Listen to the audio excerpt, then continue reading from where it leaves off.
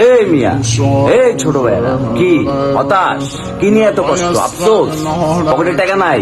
হ্যাঁ, বন্ধুর সামনে বন্ধু কইতেছে দোস্ত একটা আইফোন কিনছি, তুমি তোমার ভাঙা ফোনটার দিকে তাকাইতেছো।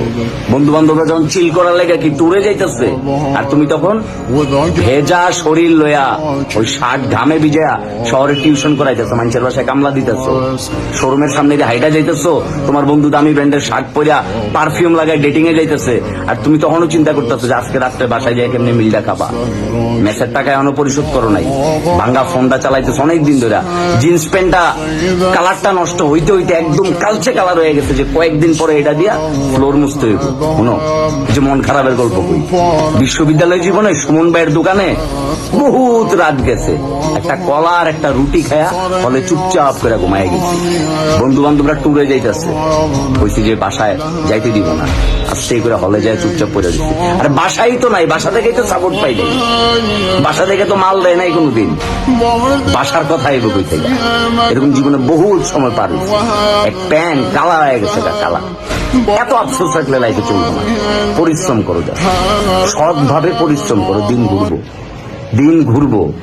যে শামীম আহমেদ একটা রুটি আর একটা কলা খেয়ে রাখতে ঘুমাইছে না, ওই শামীম আহমেদের মাধ্যমে আল্লাহ পাক এখন কয়েকটা মানুষের রুটি আর কলার ব্যবস্থা করে দিচ্ছে।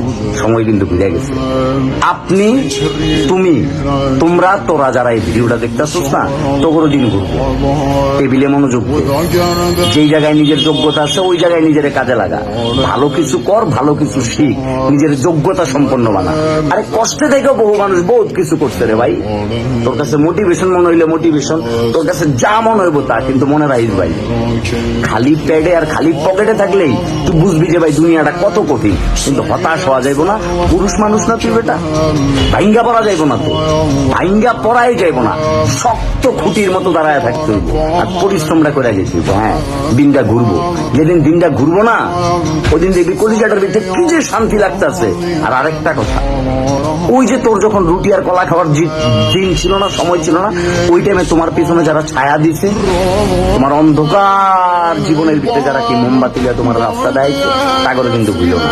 যখন ভালো হয়ে যাবা, একটু ভালো আল্লাহ পাক রাখবো, তখন তাগরে বাত্তি দিয়া খুঁজা বাইর করবা, বাইর করে তাগরের লগে রাখবা, তাগর লগে চা খাবা, তাগর লগে আড্ডা দিবা, তাগর লগে ঘুমাইতে যাবা, তাগর লগে ট্যুর করবা, তাগরে সময় দিবা, তখন দেখবা যে লাইফ ইজ বিউটিফুল। মিলাই নিও। বহুত মন খারাপের গল্প আছে, বহুত মন খারাপের গল্প।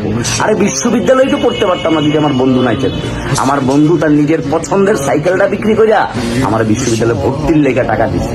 আমার আরেক বন্ধু আমার বিশ্ববিদ্যালয়ে ভর্তি ফর্ম কেনার লেগে টাকা দিচ্ছে।